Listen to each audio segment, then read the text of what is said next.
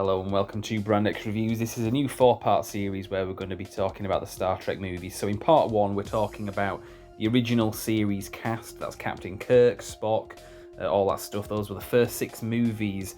In the second video what we've done is talked about the next 4 films from that point on, so films 7 through 10. That was with the Next Generation cast, so that's Captain Picard, played by Patrick Stewart. And those were those movies anyway. Now, following that, in part 3, we talk about the J.J. Abrams movies, specifically that trilogy of movies. So that's films 11 through 13, and then part 4, we talk about the future of the franchise. So that's what it's about. Enjoy. Very quick 10-second promo and affiliated link for you with a discount code Tactical Soap. We've got Maverick, Bond, and Durden. Check out the video description for a link and a discount code. I think there's a bit of a pause when the video's starting, so I'll just let it run for a bit. So in this one, we're going to be talking about the J.J. Abrams Star Trek movies. In the last 2 videos, we're talking about the original series movies 1 to 6. Second video yesterday, we talked about the Next Generation movies. That was numbers 7 through 10. So this video, it's Star Trek films 11, 12, and 13. I know they're not numbered that, but whatever.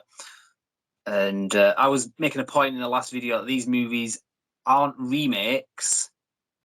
They're technically sequels, depending on how you look at it. So I'll let you have a bit. What are your thoughts? Yeah, well, like I said, they are definitely like a reboot of sorts. Like, you know, Cleverly. I would like to say, because like it is popular to like shit on the Abrams films. I like these for the most part, even like Into Darkness. Like, I have no massive issues with these. It's more tends to be things like, you know, you haven't quite thought some of these like repercussions through, have you, for stuff you've done? Yeah. So this film series is called the J.J. Abrams Universe. It's also called the Kelvin Universe or the Kelvin Timeline, because it kind of starts with this like ship going back and like destroying the Kelvin, this ship that Kirk's father was on, which ultimately like causes this like kind of new timeline. Yeah, there's a lot of theories as to like how this thing works, like timeline wise, and I'll get into that a little bit without going too deep. But yeah, and the guy that plays Kirk's father is Thor as well, isn't he? Chris Hemsworth. Yes. So they were going to bring him back in the 4th movie if they'd have done one, but I think we need to do a short video on like what's going on after this. Yeah. But for now, we'll talk about the films. Yeah, well, we can do that if you want. But yeah, so obviously the other movies, the original series movies ran from 79 till 91. Then you had the Next Generation movies, which ran from 94 till 2002. And like we said in the last video, that kind of killed the franchise for a little while. And then in 2009, so after 7 years of no movies, we got a new movie. And like you say, it was a reboot of sorts. The concept of it is, because at first, what it looks like is this is a prequel series. This is young Kirk, like 5 years or whatever before they go off and do what they do in the original series. But it isn't. It's basically, you've got a concept where after everything that you've seen with the Next Generation, Spock is still around because he obviously half Vulcan. He doesn't age like everybody else. He's still around. He's just quite old. I mean, he's one of those characters that was definitively alive in the Next Generation because he actually showed up in a couple episodes. That's kind of like right. when they brought back like Scotty in an episode where they find him like stuck in a transport buffer of a crashed ship. And like I said, they had Spock showed up a couple of times. They had Sarek, his father. Yeah. But, you know, that was it. Apart from Generations, you never really saw, like, you know, the Enterprise crew and the Next Generation crew, like, interacting in their prime kind of thing. Yeah. But Spock just naturally ages for over a long period of time because he can live a long time.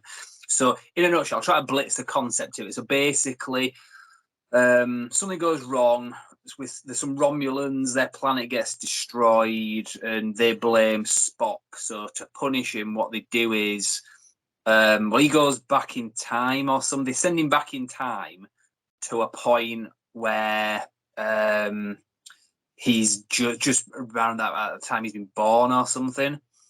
And it's also around the time Kirk was born as well. And as soon as they go through this time hole, they come across this ship called the Kelvin, and on that ship, Captain Kirk is about to be born.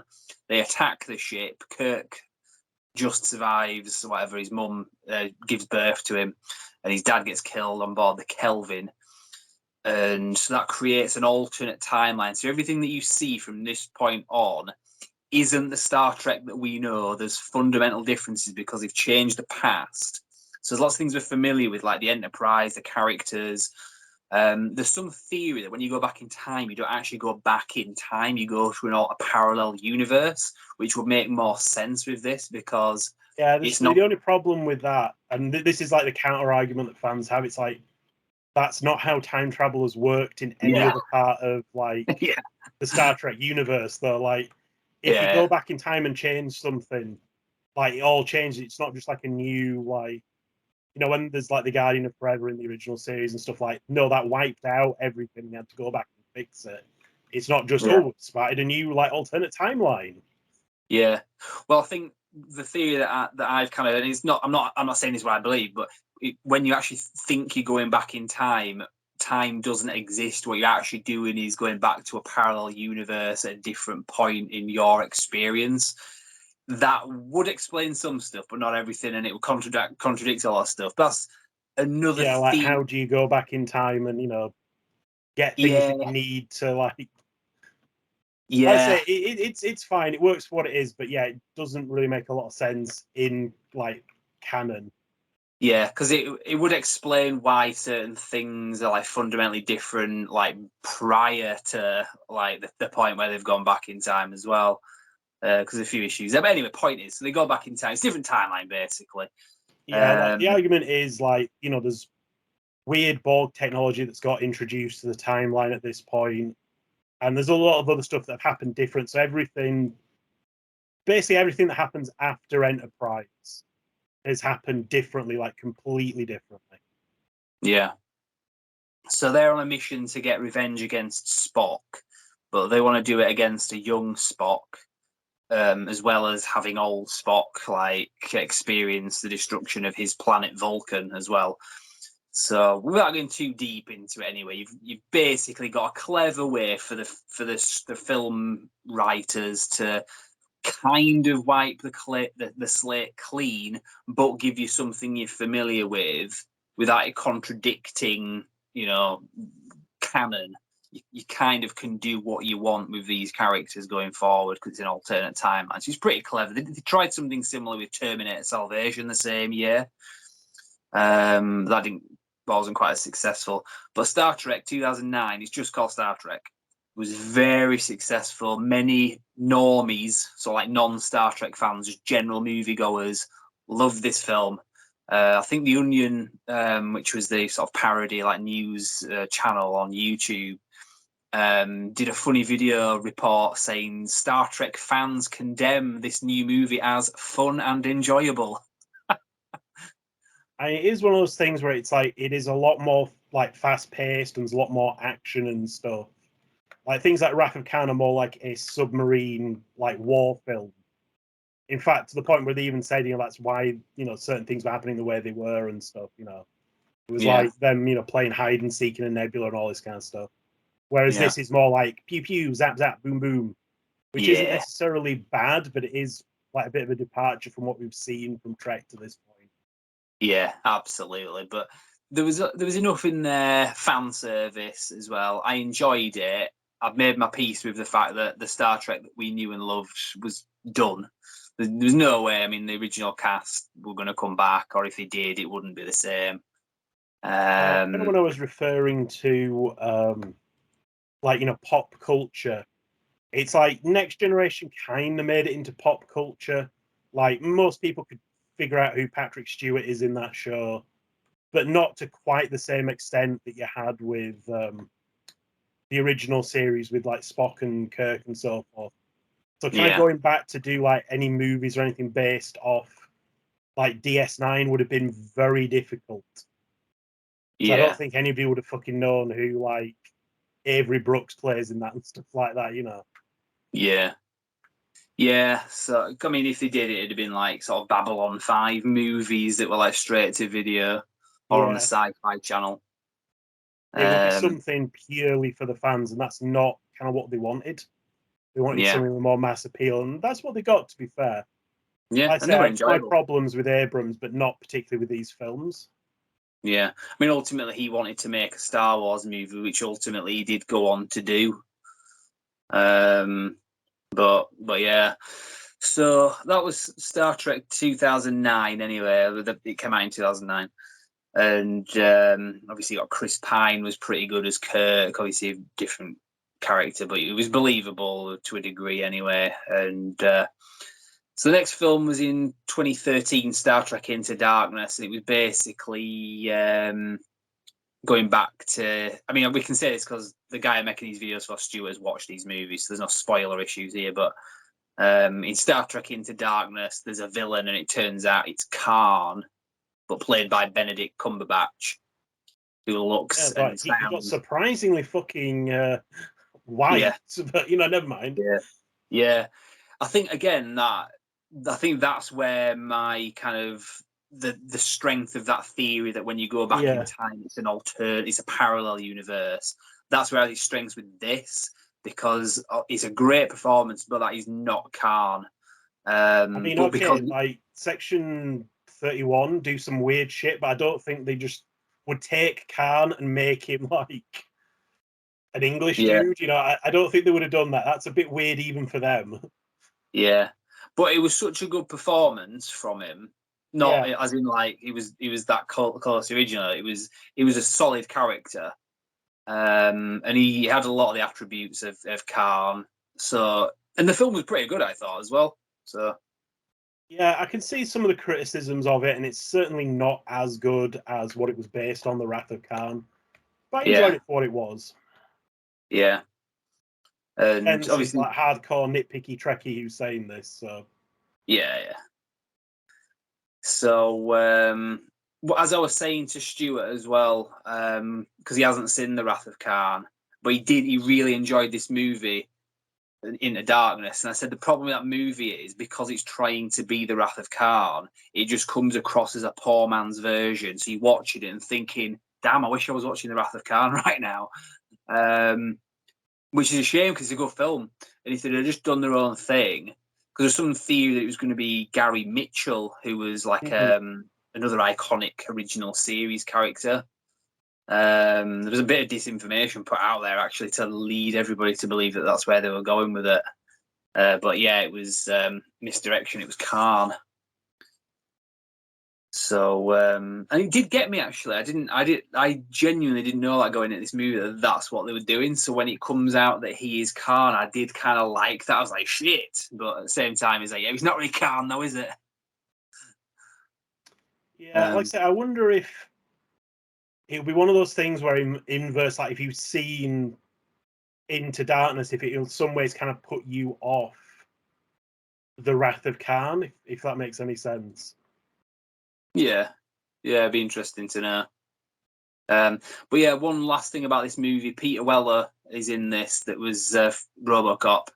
He's very good in this movie. I thought he was better than Benedict Cumberbatch, to be honest. I thought he was a better feature of the movie. He has a real kind of commanding presence. He plays Carol Marcus. That's the love interest for Kirk from The Wrath of Khan. They have a son together in that movie. She's in this, but a younger version. So, yeah, he had a lot of connections. But anyway, we'll move on to the last of the movies now, 2016, Star Trek Beyond.